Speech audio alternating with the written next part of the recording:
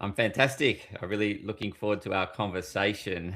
Before we get into the conversation around finding your purpose and becoming that 1% better, I would love you to share with the listeners how you've arrived at being the 8 times publisher of books.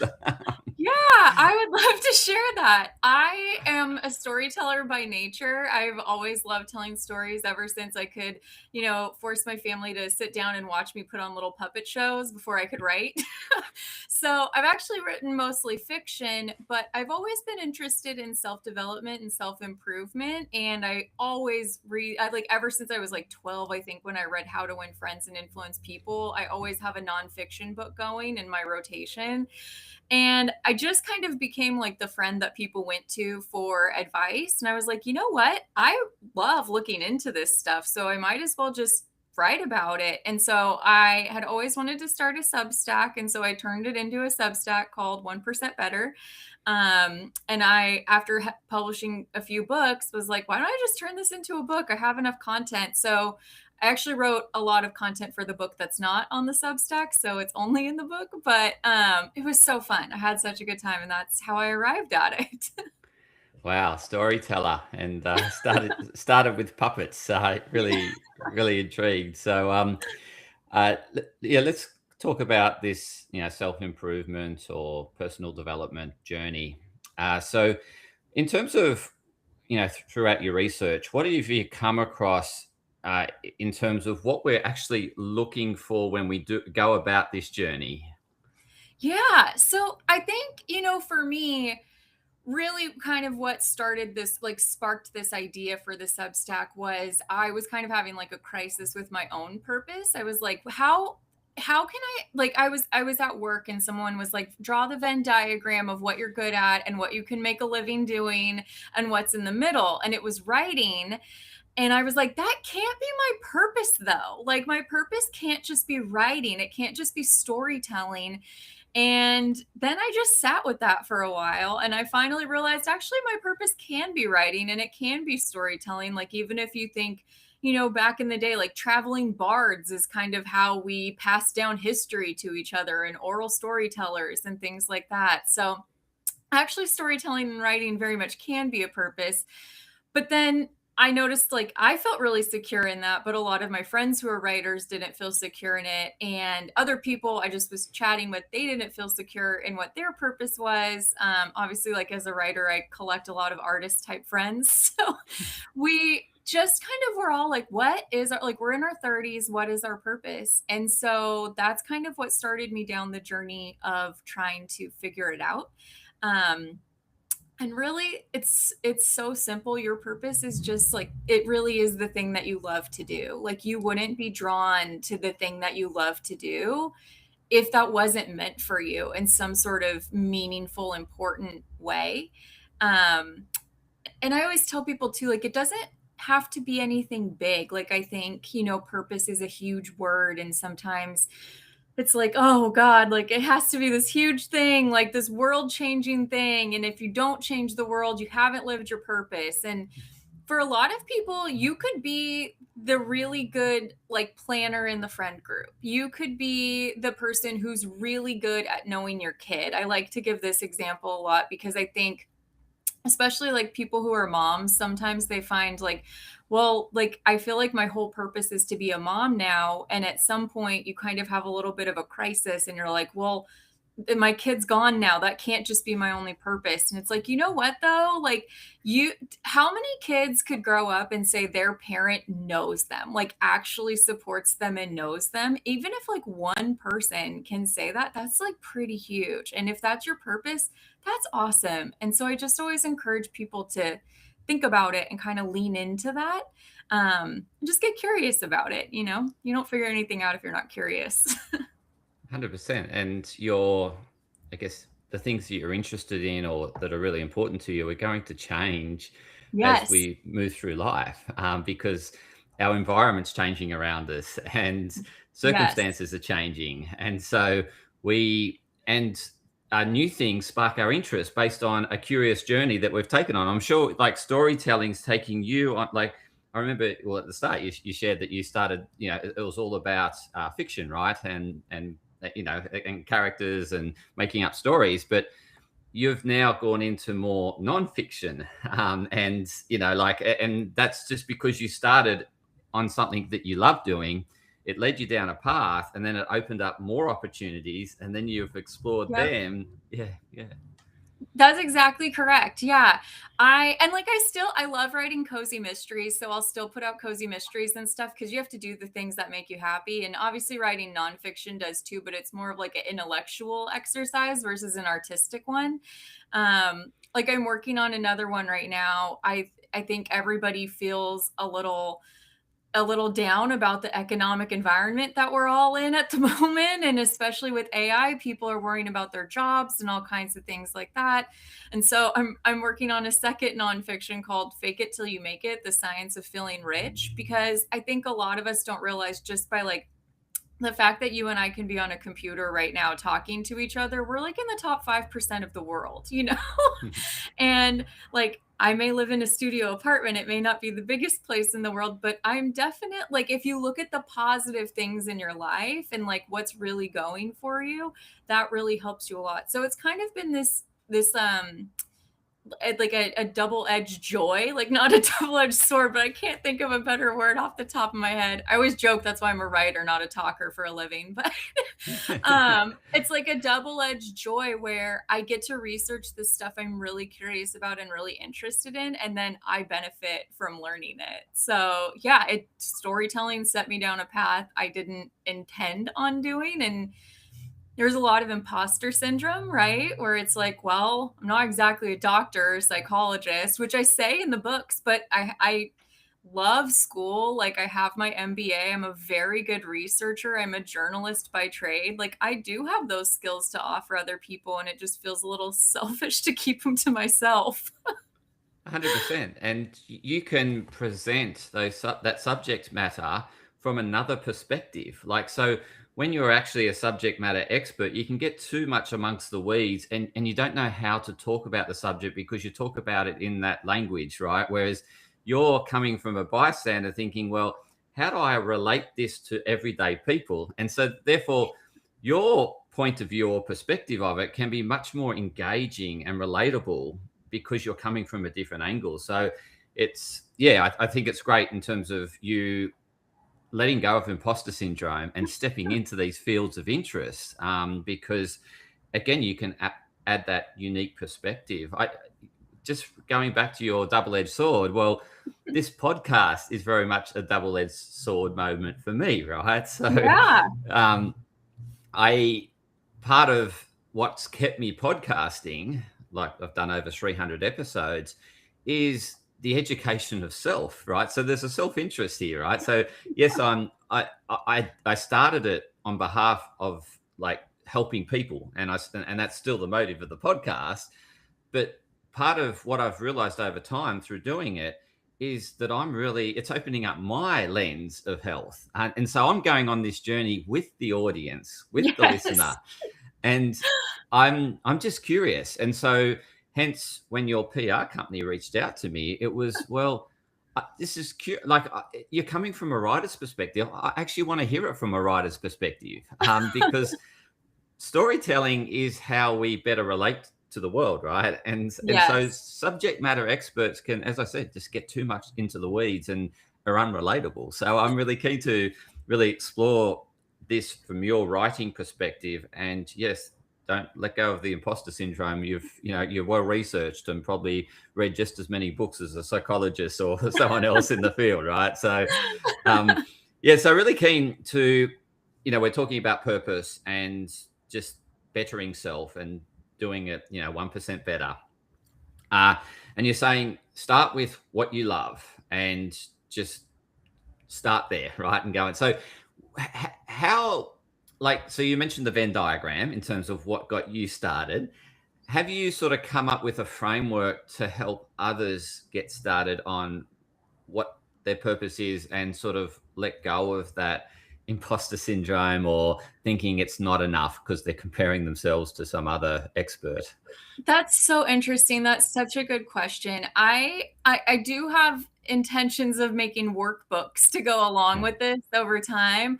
I'm very pleased to share that it's a SIBA Awards finalist. So we'll see what happens in April with it. But I'm just glad that it's getting out there to more people, because to your point, I haven't found a framework yet that because we're all different and our journeys are different. And like, it doesn't matter what age you are, it doesn't matter any of those things. Like, so basically how the book is written is, and like, sorry, I'm mentioning the book a lot. It's just, it's where all the research and information is. But the way that I wrote it is it's just in alphabetical order by topic. So like acceptance, balance, purpose, laughter, curiosity, whatever it is. Because while you can just read straight through it, I think on any given day we're struggling with any given thing, right? And so I thought it would be helpful to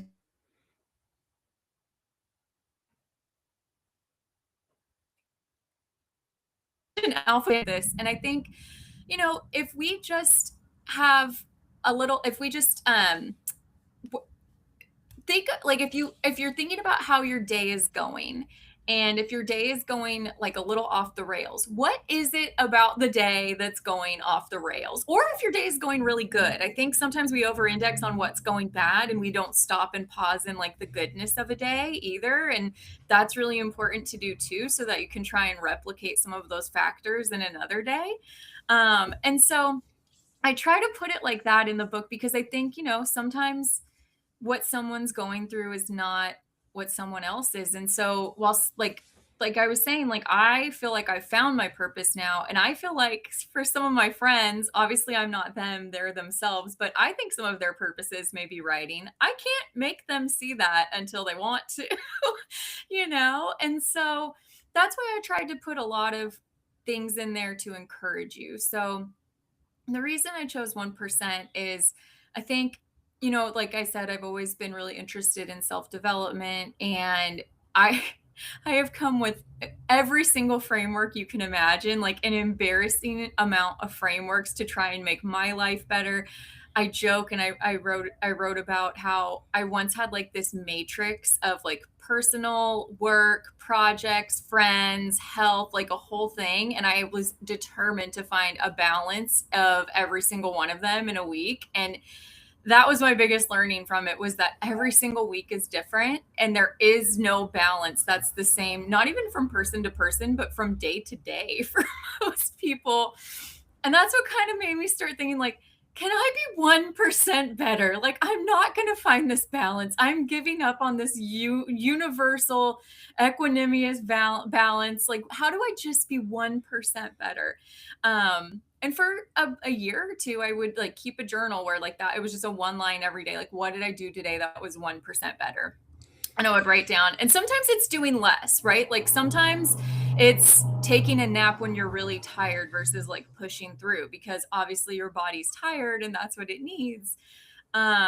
Or whatever it is. Or sometimes it's doing the hard thing you didn't want to do. Like it is going for a run, even if it's a short run. It does not, I like long distance running. And sometimes I'm like, oh, it's only a 1 mile run, that's worthless. And it's like, no, you still went and did it. That's great. And it signals to your brain that you can do that. And that's kind of where the growth in our brain is when we do things that are out of routine and out of character, because it shows your brain, hey, I'm doing something new and it's safe to do this new thing. And so I think in those little moments, that's where you build up kind of this tolerance, and your brain is like, okay, that was scary, but we did it, even though, didn't want to do it, but it was okay. I feel good now. Maybe we try it again, and then you end up finding some sort of your purpose. And to your point earlier, it can change. Like it does change. We change as people. And that's really important to be flexible with it too, and not be too anchored to what you think it is. Yeah, 100%. Like, relationships change, our situation around, we might be having a family, or our jobs change, or the Yeah. economic environment changes, the technology changes. And, you've mentioned all of these things. So absolutely. And new things will spark our interest too, based on our Yeah. curiosity. What really has caught my attention is you mentioned acceptance as the first thing, in the book. A acceptance is I think what happens is that people think there's something wrong with them, and they think that the people around them are so much better, and so therefore they're so looking at the life through their lens, or and not really engaging with who they are. And so I think one of the biggest things to finding your purpose is accepting who you are, because in order to find what you love, it's an inward thing. It's not you don't look outwards for it. And I think a lot of people, when they're thinking, when they get asked the question, what's your purpose, they're looking outwards. They're looking to the people that they admire and thinking, I would love to be that person, so therefore that I want that purpose. But Yeah. it's inward looking. And so how, in terms of your writings, your research, this whole subject of self-acceptance, what are some of the steps that the listener can take forward in terms of accepting who they are? And then once you accept who you are, then you can obviously work on who you are and do the 1%ers. Yeah, those are all great points. I mean, acceptance is so important in so many ways. I think, at least for me, foundationally, and everybody's different, but the thing that helped me the most was years ago, I was dealing with like really, really bad anxiety, and it was work related. And, we all need a job, and the job markets aren't always good. I graduated during one of the like most famously terrible job markets ever, which is probably relatable to some people graduating right now. So I had really bad anxiety, and I didn't have any tools to deal with it. And I came across this book called Zen Mind, Beginner Mind. And so I think a lot of when it comes to acceptance is like taking everything. And I don't have a Buddhist background or anything like that. Like it was just a great book to read and learn from. And it's just looking at the world like as an observer, right? So I am on this call with you, this podcast with you. I don't know what you're going to say next. And that's great. Like, that's the adventure of life. I'm going to be honest with you. I don't know what I'm going to say next. And that's part of the adventure of life, too. So I think if you start there, it helps you deconstruct all of these building blocks you've built against yourself. Like, I want to be like that person. Okay, well, do you know what their life is like? Like, do you know what that takes? I think a lot of people want to be influencers and they want to have all this stuff. Do you know they have to record everything that they do? Like, do you know that they're actually working 24/7, even though it doesn't seem like it? Do you want to put your whole life on the internet? So I think if we can just stop, and this is hard, it is so hard to stop and just be with yourself in this moment, and just know you don't know what's going to happen next. And if you think about what happened in the past, that's just going to like sort of make you feel bad too, because that's the other thing about the brain, right? Is that the brain is both like wonderful and so frustrating at the same time, the conscious brain, because it wants to keep us safe. It wants to keep us alive. Its number one job is to keep us safe and alive. And so every decision you make and every thought you have is a calculation based on your past experience in your life and like what you've seen other people do. So when you want to be like someone, that's because your brain has seen that person and thought, that's the life. That's it. That's the one I want to have. But that's just because you have this memory of what you saw and thought when you saw that person. It's not actually what's happening right now. You don't actually know what that person's doing right now at all.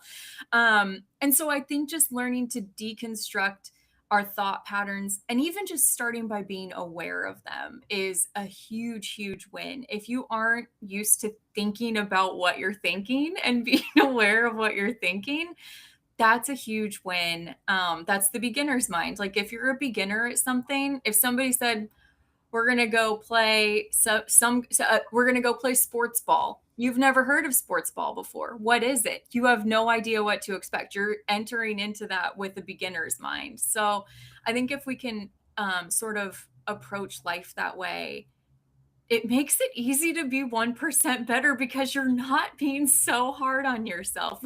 It's February 25th. We've never lived February, or maybe it's February 26th for you. We've never lived to this day before.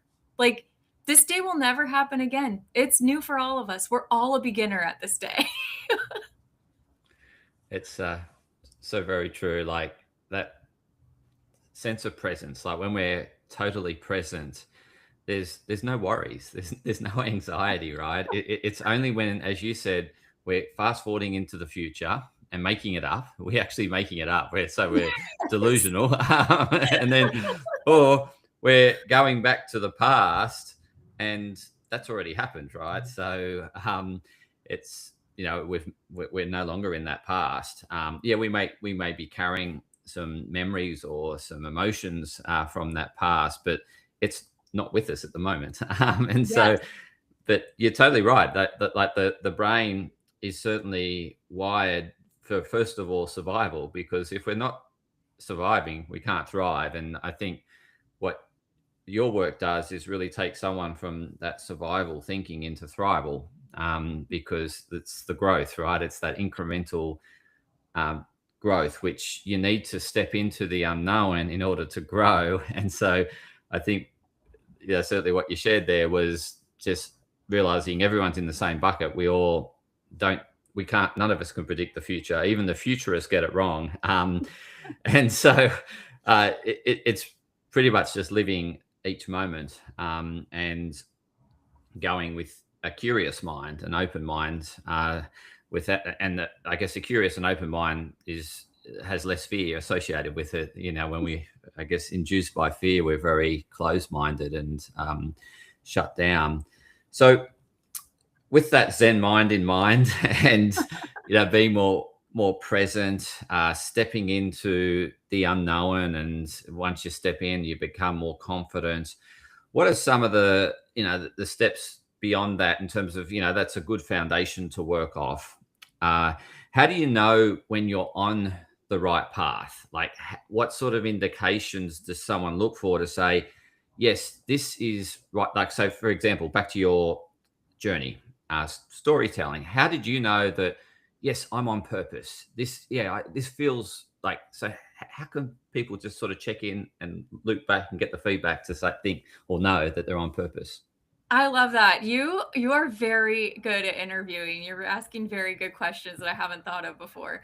I think the clearest indicator has to be resistance, right? So, um, if you are doing something and you are feeling resistant towards it, and that's not fear, that's not anxiety, it's like actual resistance, then that's not for you. You know what I mean? This became really clear to me. I was at a different job that, like, later in my career, and I loved it, and I thought I was going to have that job for the whole rest of my life. And then I was talking with a career counselor, and she was like, do, do you think maybe this job is hard because it's not for you? And I was like, oh, I hadn't that hadn't crossed my mind, that maybe I'd outgrown this job, and maybe that's why I was feeling resistance towards this thing that I once loved and like found refuge in and thought was the greatest thing.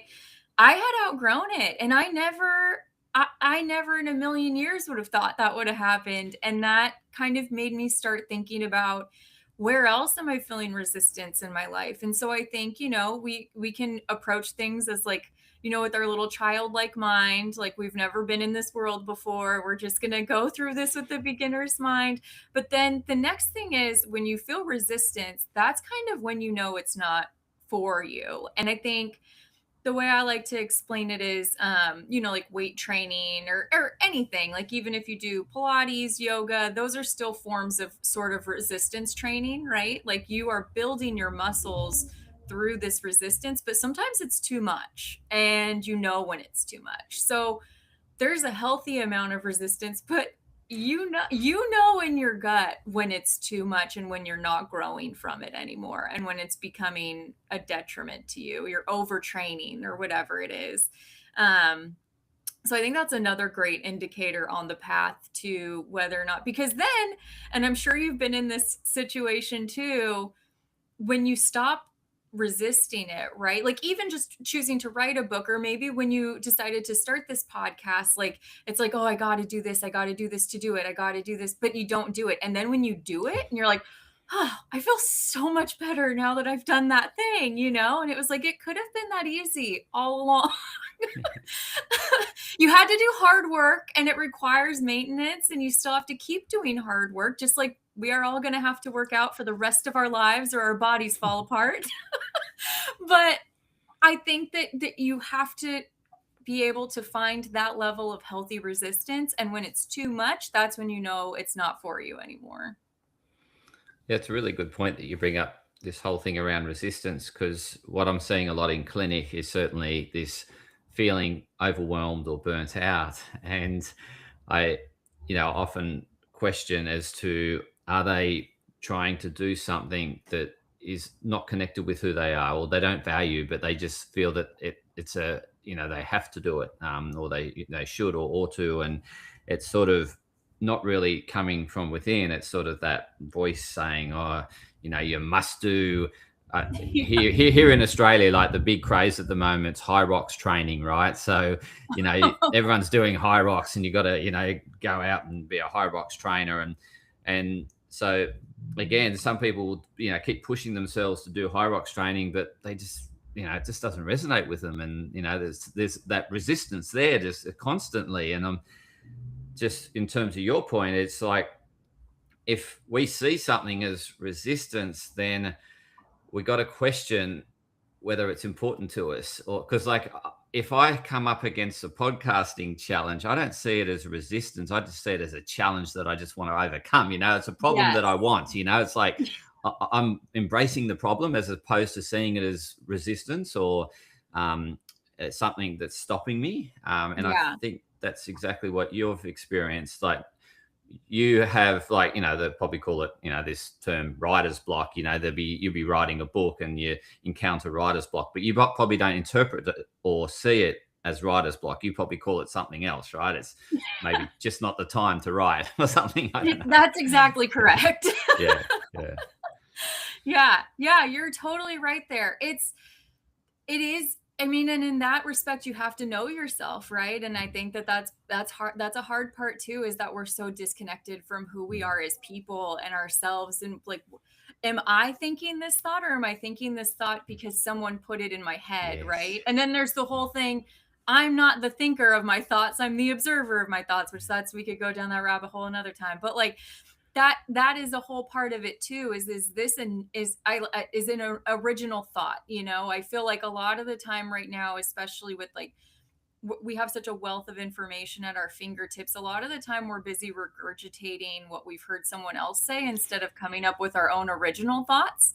And sometimes I'll find myself, like, if I'm in a discussion about politics and someone says something, I'm like, do you think that, or is that or did you hear someone say that, or is that an original thought? And they're like, well, I heard someone say that. I'm like, what do you think about it? And we don't even stop to think for 1 second, what do I think about that? We just constantly have to have opinions all the time. And that's not actually how we're supposed to do anything. Yeah, okay. Just thinking out loud here in terms of, like, the way in which our education system is, how we're sort of taught and not really taught how to think ourselves. It's very much learn this information and it's either right or wrong. And so we're sort of, this absorbing information. We don't question it. And I think it's only later on in life that you start to question what you've learned, or you start to learn that that material is no longer true. And, so it's, and yeah, so I think if we've sort of not had that open mind, then we really get stuck. And we struggle to find our own thinking, or, and generally just still be that young student that just takes everything in like a sponge and believes it, as opposed to, observing the information and thinking, and questioning it and challenging it. Totally. There's this theory right now that we're actually in an information dark age where there's so much information that we actually have no idea what's true and what's real. And Well, that's why it's so important to have original thought. But then, you compare yourself to what other people think, and what are the people in your friend circle thinking, and what will people think of me if I think this way, and all of those things. And it's every day is hard, and being like a better version of yourself is hard. And that's why I think it's so important to remind yourself, like, it just has to be 1%. And sometimes it could be so simple as like, I was more aware of my thoughts today. Like, even if you just meditated for 2 minutes and you've never done it before, that's awesome. You were better today. yeah, 100%. And I think part of that, I guess, the insecurity that gets brought up is when you're wanting to challenge the norm, but then you feel that you're going to lose friendships, or, will they like me? And so therefore, I think, oh, I don't want to lean into that insecurity at the moment. It's like, I really value this relationship, and and you get what I mean. And so we can conform and just go along just to feel connected, but and that's dependent on how self-confident we are, or what our self-esteem's like. And so Yeah.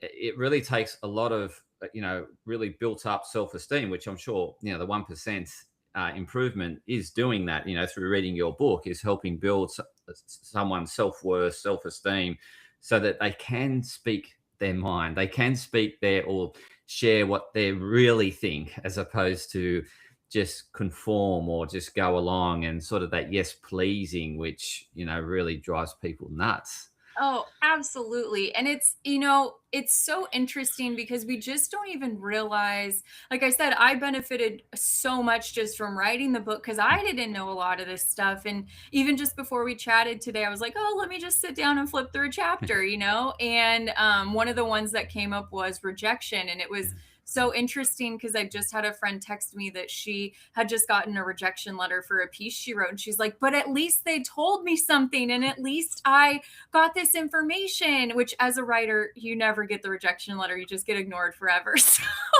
I was like, I'm excited for you. Like, I think that that's good feedback when you get rejected. But when I was reading the chapter, to your point, rejection feels so hard to us. It actually, there's in our brain, it releases the same chemicals like as it does when you're in physical pain. So it really does have an effect on you, even though, so it's like, it's easy for people around you to be like, well, why aren't you over this yet? Like, it's not that big of a deal. It's like, well, you're not it's like if you stub your toe, worst pain ever, and no one around you can sympathize with you. That's how rejection is. Well, and it makes total sense, because like, we're social beings, we require like a community of us in order to survive, right? We're not these, we don't do well as solos trying to navigate life. We need that connection, and pretty much the animal kingdoms, alike, right? I And used to so, think a lot about that too, because I'm a night owl. Like I've worked in finance for most of my life, so I've always had to be up really early, and that is like absolutely against my biological clock, but I do it. And I was like, why is this? And it's because when we were cavemen, like before clocks or whatever, someone had to stay up at night to make sure that no one got eaten in the middle of the night by a wild animal. And so some of us really are biologically wired to be up at night, and some of us really are biologically wired to be up in the morning. And it doesn't make you a failure for not being a morning person. There's plenty of worms to get at night also. The early bird doesn't have to be the only one who gets them. But I felt really bad about that for a long time, because I was like, oh, I'm not as awake as my colleagues, or whatever it is. But it's because of that comparison, and we want to fit in and stuff, and we just have to like be gentle with ourselves and with other people to know we're all different, and that's what makes us alive. And I love your phrase thrival. I'm going to start using that. That's part of it. yeah, absolutely. And to your point, I think it might have been in Professor Matthew Walker's book around sleep.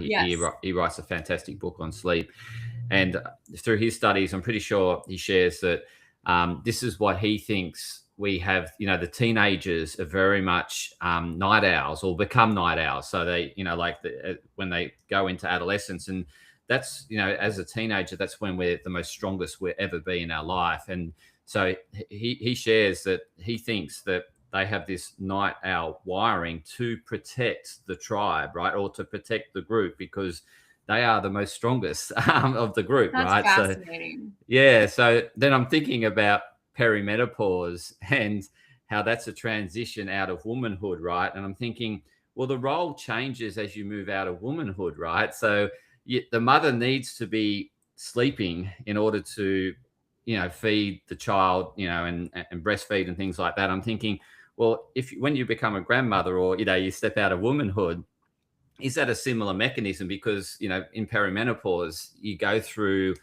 the cycling of your hormones like you entered as a teenager, right? It Yeah. was trying to find itself. It was trying to mature into this mature Yeah. cycle, and then you exiting that mature cycle and going through this fluctuation. And I'm thinking maybe there's something around why women struggle to sleep at night during perimenopause, because they're going into a new phase of life. I don't know, like That's it's so interesting. You're also making me think of, like, it's a very common in like ancient storytelling tradition, the maiden mother crone archetype.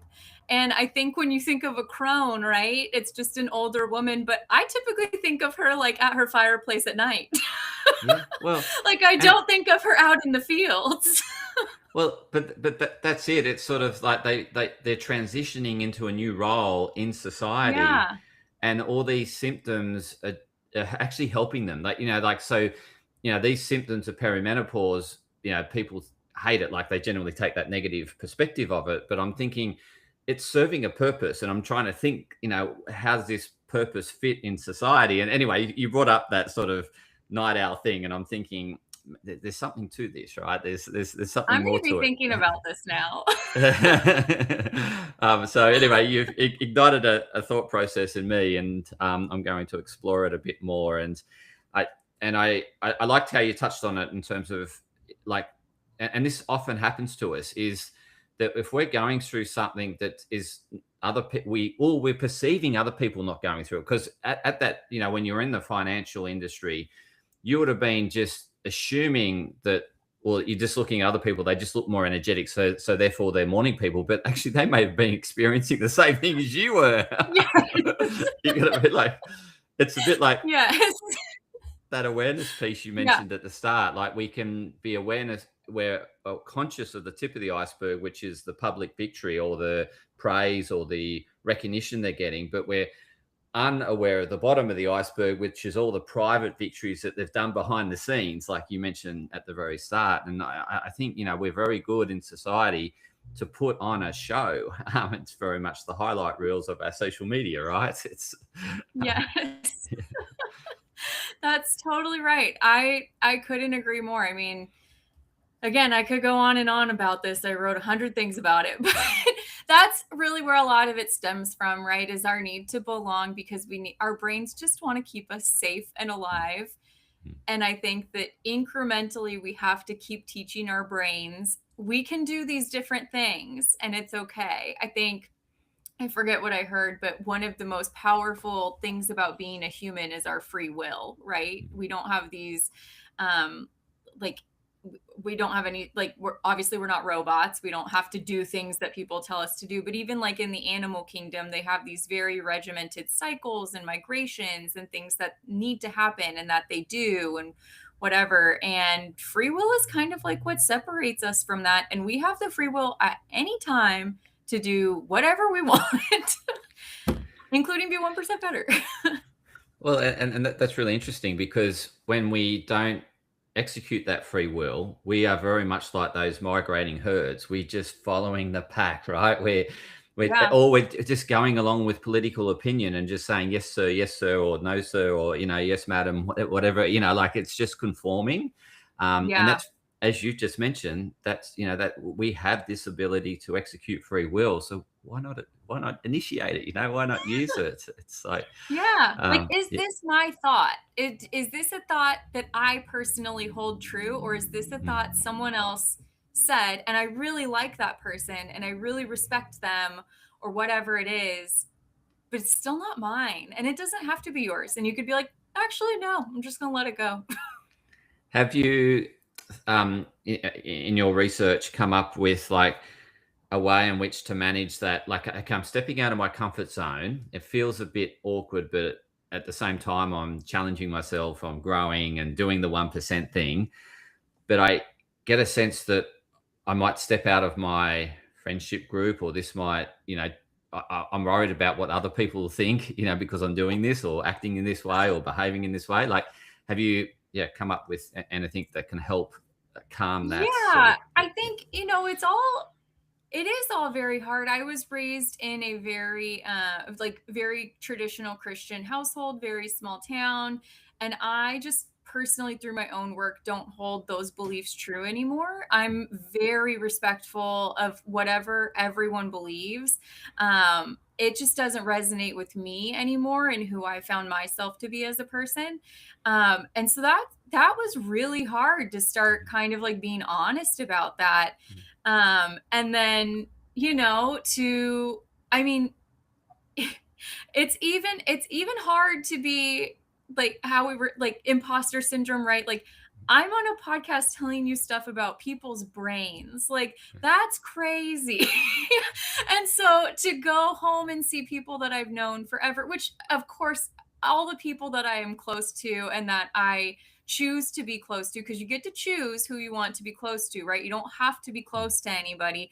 The people that I choose are all wildly supportive. And I'm so grateful for that. But it's still scary to be like, oh, yeah, I'm going on a podcast to talk about psychology and how our brains work and how to be better people. And it's like, you're imperfect. Why are you going to, you know what I mean? Like, who died and made you king? Which, of course, no one said. I've just said that to myself. So, But yeah. but I think that's the beauty of you've been very open and sharing how you're feeling about doing this podcast and speaking about the subject, which is really connecting for others hearing this, right? Because they feel this way about doing something they haven't done before, or they've done not so much and it doesn't feel comfortable yet. It's like when I started podcasting, I was a nervous wreck, but I'm now sure. now it's like it's like jumping in a car for me. It's like just do it in autopilot sort of thing. But initially And it you're was. great at it.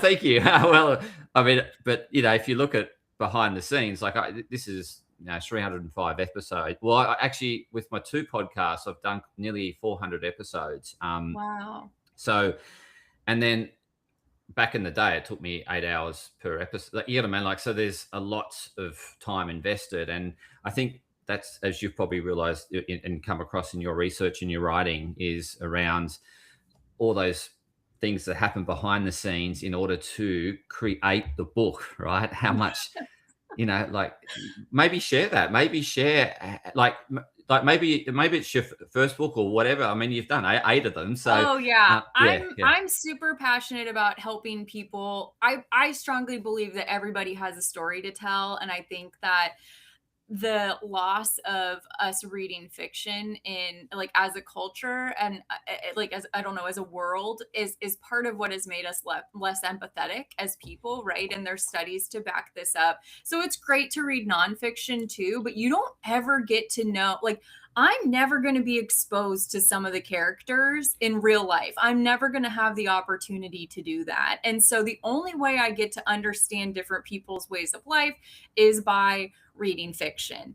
And so I'm very passionate about helping people learn, like publish their story. Like it doesn't have to be for money. If you're doing it for money, you're doing it for the wrong reasons. Trust me, I've written 8 books and I make like $5 a month. So if you're doing it for money, you're doing it for the wrong reasons. So you like I made a website called theindyauthors.com, so that independent, because I have an SEO background and content marketing is my wheelhouse, and so I know that you need to have a presence online, and so you can go on there and like fill out a form, and like it's just little old me with the Squarespace just like putting up an article for you, but it's my way to give back to the independent author community. And so I just really, yeah. So like, this is a roundabout way of answering your question. I went through so much to try and figure out a process to publish books, and it wasn't until last year that I even like came up with a very good one. And even publishing this book was very difficult because in the physical one, I have like lined reflection pages after every chapter, so you could like write down what you're thinking or whatever. You don't have to, but I'm doing the formatting on Word by myself. Like I'm not a typesetter, I'm not a graphic designer. It's all very difficult, and I don't want I don't like gatekeeping. I don't want anyone to have a hard time ever. If I can do anything to help make their you you have to let people learn, right? Like I'm not going to do anything for people, but I'm more than happy to lead people to the water, because I think the more stories that we have out there, even if two people read your story and it really resonates with them, that's incredible that you have done something in their life that otherwise wouldn't have been done. And I think that's really special. And I think, like I'm just listening to what you're sharing, and my initial thoughts was that people can step into characters, and they realize that they're reading a book, so it doesn't. They still feel safe, but they get to explore life from a different perspective or a different way of seeing life in a safe way, like because they're just reading a book, it's on a page, they're not actually like having a dream or nightmares about being this. Like people but love mobster books. They love yeah. to watch The Godfather or whatever. No one wants to be a mobster. No one wants that danger around with them all the time. And there's actually a lot of studies too that show, like, when you finish reading a really good fiction book, it feels really sad. And that's why people read it over and over again, because your brain doesn't understand that's not a real person. You've spent it's kind of like if you meet someone at a conference for a weekend, right? And they're your friend for life now. But in books, you've spent 3 days reading that book, and your brain doesn't understand that's not a real person. So the only way you can, like, quote unquote see that person again is to read the book again. Yeah, wow, because they've really connected with that character, that Yeah. fictional character, and Or you'll be like, it's oh, I hated that character so okay. much. They're the like no one likes Draco Malfoy. You know what I Right. mean? Okay. Yeah, okay, From Harry okay. Potter. Right, wow. So yeah, because I mean, it's funny, like your path has been very fictional based, and I'm sort of this non-fictional person, and never really had a strong connection with fiction. But now you're educating me to understand how people get really into fiction and how it helps them, because it's a form of really, I guess, exploring the world in a safe way, like or just exploring life in a safe way, like just getting out of their personal issues, and they go on a little adventure in a safe space, essentially, like I like or that. I've never thought of it through that lens. That's exactly correct. That's exactly what it is. yeah, like I'm exploring, through my other podcast, is this whole thing around happiness, and ultimately, what are we, and it brings up this whole thing of what's the purpose of life. And I've come across this wanting, we seek to be ultimately connected, right? And the ultimate connection is connected 100% with self, 100% with everyone, and 100% with everything, right? So it's this feeling at oneness with the universe, right? And that's the journey that we're going on. And what you're sharing in terms of fiction writing is that we can relate to more people through in a safe way. You get what I mean? We see the world from a different lens, from their perspective, and that is helping us better relate to, I guess, the world as a whole, or the Yeah, universe there's as a whole. actually there's Yeah. studies too that show that this is also, like, obviously this is not responsible for it, but in part why women are more empathetic than men, because women are more likely to read fiction books than men are, and it's Okay. because we're exploring all these different characters from, like, a quote unquote safe space. I really like how you're phrasing that. And men they don't offer themselves the benefit of that as often as women do for some reason. So yeah, it's exactly what you're saying. It's Well, so powerful what books can do. Well, I'm just thinking out loud in terms of what you just shared.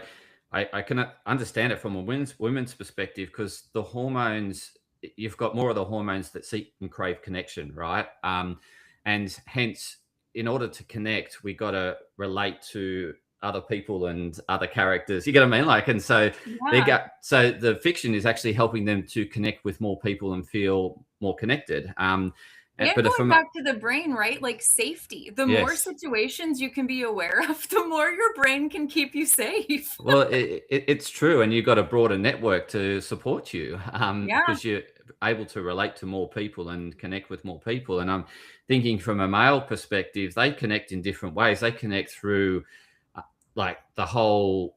They're thinking, well, what resource am I going to gather from doing this? And so I think from a fictional book, they think, well, what do I gain from it? I just go into this world of exploring characters that they actually want to achieve or accomplish something from reading it. Like, so if Yeah. they read some bestseller author that's mastered this, then they're thinking, well, I've gained that skill. You get what I mean? Like, they're just seeing Yeah.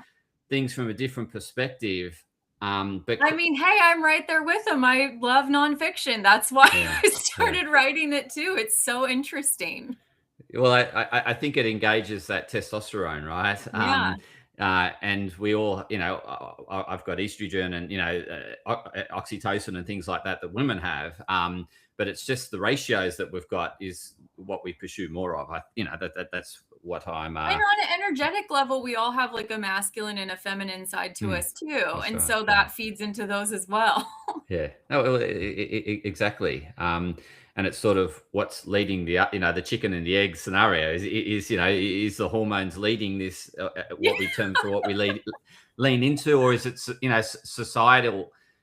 Societal has influences on that as well. You get what I mean? Like, because Absolutely. we're not willing to lean into that because I'll lose this friendship, or I'll insult this you get what I mean? Like, so men leaning Yeah. into femininity is, well, you're no longer a tough guy. I don't want, I don't want to know, like, so like, so I've chosen a feminine path in terms of my career, which is health, right? Which is Right. more, from a Which is societal crazy perspective. that that's Yeah. considered a feminine path. You know Well, what I yeah, mean? yeah, totally. That's But wild. it is. But and I'm surrounded by female health practitioners, right? But I'm comfortable in this space. But again, I've lent into that. There's no resistance there. It's No, the one no, there's for not. you. It is. So I really appreciate this conversation. It's been very enlightening. You've certainly enlightened me on fiction and why people might read fiction or what they get from fiction. And it's got my head spinning and my wheels turning. So I'm sure the listeners are starting to better understand why people do what they do and what they engage in through what you've shared with us, in this episode. So they're really interested in finding out or delving deeper into the research that you've done around 1% Better. How can they find this book? How can they connect with you? Yeah, so you could just visit nataliesaar.com, and on there's links to my books. There's links to the Substack, which inspired the book, and so I continue to write more things on there every week. And then you can just find all my books there if you're interested in the fiction ones too. But yeah, that's it. I've had such a great time chatting with you. You've given me a lot to think about also, and I've had the best time. Thank you. I think it's why I continue to do the podcast, because like it gives me the opportunity to connect with people that I wouldn't normally bump into. Right. I don't know And where we'd bump into each other. well, that's it. Exactly. And it opens up just worlds of thinking that I wouldn't have thought of and seen different perspectives. So like, you're really helping me see another perspective to fiction writing. Good. And and sort of then think about what's the purpose of it. Why do we write fiction? Why, what's the psychology behind that? So anyway, you've really opened that up, which I really appreciate. Just before we go, I'm really keen, what's the latest 1%er that you've come across that you've really it's lit you up?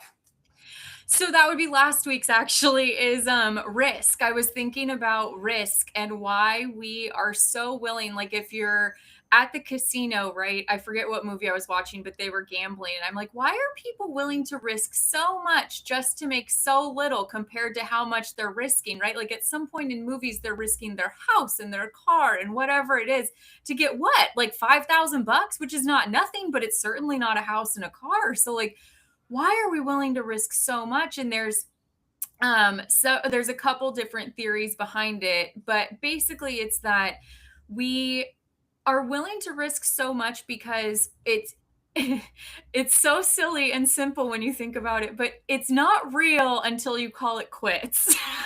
And so once you have to like realize your losses and like deal with them, then you feel the pain of the loss, and the pain of the loss is so much worse than the benefit of a win. And so on the flip side, what we also do is we take our wins too soon. So if you were, let's say, this is a crazy way to do this at a casino, don't do it. But let's say you go into a casino and you're like, I want to make $5,000 tonight. And you go in and you make 4,000 and you're like, that's not 5,000. I got to go in for that one more. Most people won't do that unless they're crazy, right? Most people will just walk away with the 4,000 and be happy, but you could have gotten that one more 5, right? So it's so interesting how all of us have a different risk tolerance. All of us see risk differently, but for the most part, time and time and time again, since 1985, they've been studying risk, and we all react the same way, which is to loss, but not necessarily gains, but we all react the same way to loss, which is we are willing to continue taking losses because we're so unwilling to realize that we've lost. It's probably why people hold on to loss-making investments, because it's only when they actually sell they realize the loss, right? So yes, exactly. That's what got me thinking about it. I was like, whoa, so how does this fit into investments and things like that? And that's exactly what it is. People will hold a stock and write it down till it's worth nothing just because they can't handle realizing that they picked a loser. Well, that's it, and it's the pride getting in the way, isn't it? It's that real, Yeah. it's referred to as the ego, or So it's really interesting. It probably leads into a whole another podcast of discussion. Yeah. So I really appreciate you coming on and respectful, being respectful of your time here. But certainly would have you on as a future guest if you're willing to Would come love and to. chat again, and just explore and be curious like we have on this episode. So really appreciate your time, Natalie. Thanks, Anthony. Thanks. I appreciate you too.